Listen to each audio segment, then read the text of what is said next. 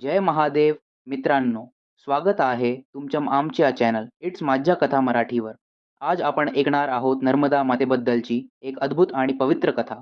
खूप खूप वर्षांपूर्वी भगवान शंकर कैलास पर्वतावर ध्यानस्थ होते. त्यांच्या जटांमधून एक तेजस्वी जलप्रवाह वाहू लागला.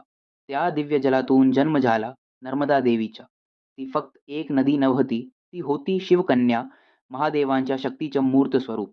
नर्मदा जन्मल्यावर संपूर्ण पृथ्वीवर आनंद पसरला. देवतांनी तिचं स्वागत केलं आणि म्हणाल्या, हे नर्मदे, तू पृथ्वीवर जन्म घेऊन प्रत्येक जीवाला पवित्र करशील. नर्मदा माता पर्वत, जंगलम, गावम पार करत शांतपणे वाहू लागली. तिच्या पाण्यात इतकी शक्ती होती की ज्ञाने तिचं नाव सुद्धा घेतलं त्याचंही पाप धुतलं जायचं. एकदा भगवान शंकर म्हणाले, गंगेत स्नान केल्याने पाप नष्ट होतं, पण नर्मदेचं दर्शन केल्यानेच मोक्ष प्राप्त होतो. हे ऐकून देवताही चकित झाल्या. शिव हसून म्हणाले, नर्मदा ही माझ्या हृदयातून जन्मलेली आहे. ती माझ्या अस्तित्वाचं, माझ्या करुणेचं रूप आहे.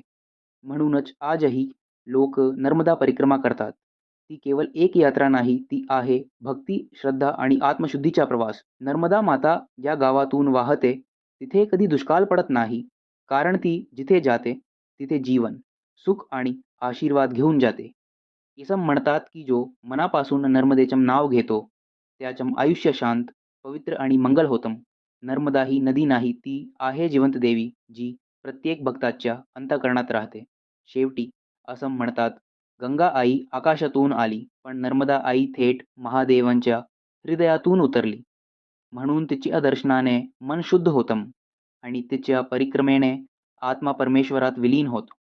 जर तुम्हाला ही कथा आवडली असेल तर चॅनल इट्स मज्जा काथा मराठी ला नक्की सबस्क्राईब करा आणि महादेवांचा आशीर्वाद नेहमी तुमच्यावर राहो.